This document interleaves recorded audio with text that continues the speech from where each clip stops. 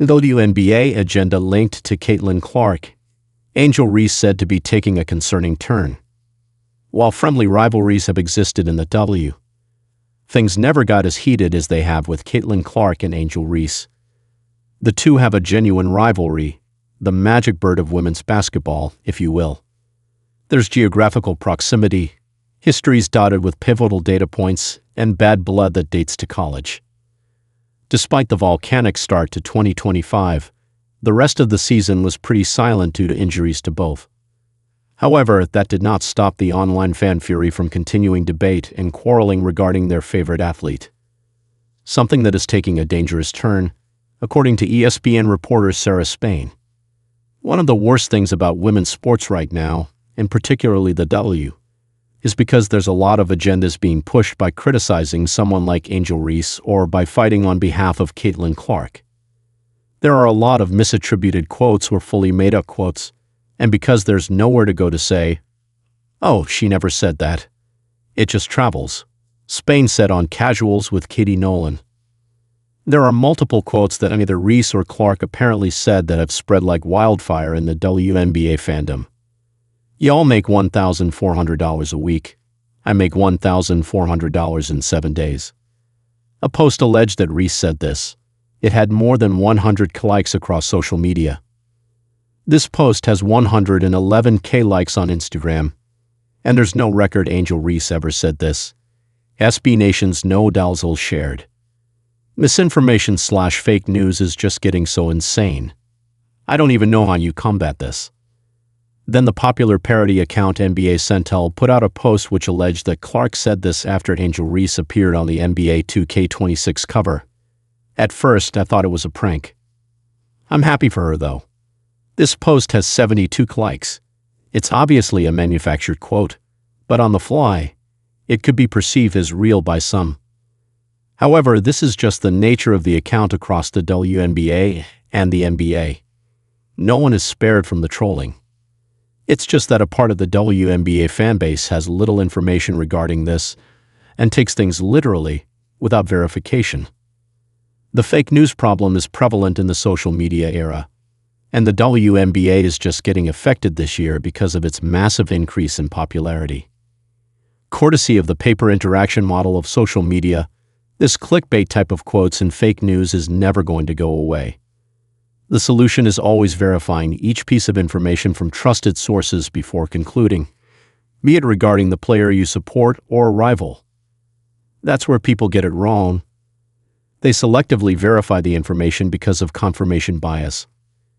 Confirmation bias is the tendency for people to seek out, interpret, favor, and remember information in a way that confirms their existing beliefs or preconceptions. This cognitive bias leads individuals to focus on evidence that supports what they already think while ignoring or dismissing information that contradicts their views. Like Katie Nolan further said, it informs an opinion they already have.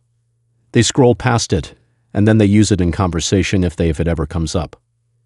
We need WNBA and sports fans in general to beat this and start rigorous verification. On the other hand, you can't control social media spirals, but the mainstream media should be following this too. While it starts as harmless trolling, it turns into something more ugly, eventually affecting the players. WNBA under fire. Security and hate issues mount. Over the period of the 2025 season, there were multiple incidents of fans throwing dildos on the court towards the players. The players could have gotten hurt, but fortunately, none did. However, it did impact the optics of the league. Everyone's trying to make sure the W is not a joke and it's taken seriously, and then that happens. Caitlin Clark's teammate Sophie Cunningham said. The WNBA responded in a statement.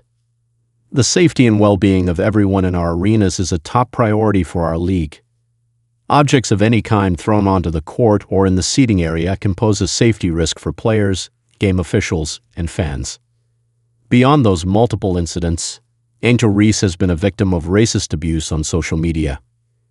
However, that is not limited to the WNBA and has been consistent since her LSU days. I've been through so much, she said. I've seen so much. I've been attacked so many times, death threats. I've been sexualized, I've been threatened. I've been so many things, and I've stood strong every single time. That hasn't changed much in the WNBA. The misinformation is a part of a much larger hate train towards athletes, be it WNBA or NBA. Brittany Griner faced a wave of this during her controversy, where she was detained in Russia. Even later on, Stephen A. Smith interpreted one of her fake quotes regarding Caitlin Clark and called her out while saying, "Somebody who is now free, back in America, on home soil, would not have too much to complain about." The players are affected because of this, leading to the WNBA's on-court product decreasing in quality. In response, the WNBA rolled out the No Space for Hate campaign aimed at reducing hateful language. Before games, Commissioner Kathy Engelbert's recorded message asks for civility and respect from the attendees. The league also improved its mental health offerings. The WNBA has equipped players, their families, and league staff with Social Protect, an AI-powered app that automatically deletes hateful and abusive comments across TikTok, Instagram, and more. This tool, already trusted by Australia's rugby governing body, puts real-time digital protection right in the hands of those facing online hate. The fires haven't been put out despite the measures. "I don't think the league has done enough," said Sami Whitcomb. "It's a complicated problem to solve, but the league should at least ramp up its efforts to do so." With the CBA situation around Caitlin Clark and co. still in the gray, this problem has taken a backseat, but something that needs to be addressed soon.